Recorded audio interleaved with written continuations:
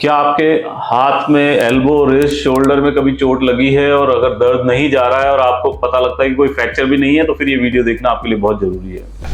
अगर आपके कोई चोट लगी है और आपके शोल्डर, एल्बो, रिस्ट या हैंड के किसी भी एरिया में दर्द है और अगर आपका ये डायग्नोज होता है कि आपका कोई फ्रैक्चर नहीं है, तो फिर definitely there is something other than that, which is ligament injury आपको हो सकती है। तो लिगामेंट इंजरी एक गुम चोट, जिसको अपन कहते हैं गुम चोट की तरह होती है। हमारी आम भाषा में उसको गुम चोट कहा जाता है, बट लिगामेंट इंजरी को इग्नोर नहीं कर सकते।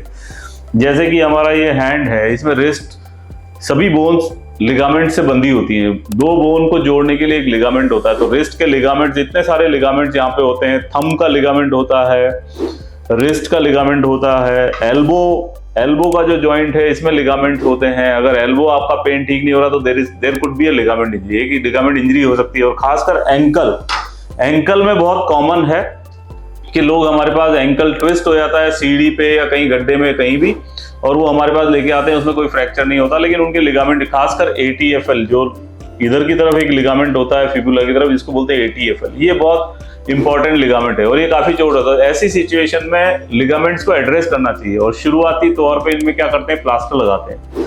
अगर ये ठीक नहीं होते तो फिर MRI वगैरह इन्वेस्टिगेट करके इनको पता लगाना पड़ता है कि भाई ये क्यों हो रहा है। लिगामेंट इंजरी अगर ज्यादा है तो लिगामेंट को रिपेयर करना पड़ता है, अगर लिगामेंट इंजरी ज्यादा नहीं है तो फिर उसको प्लास्टर या रेस्ट से ठीक किया जाता है। Thank you.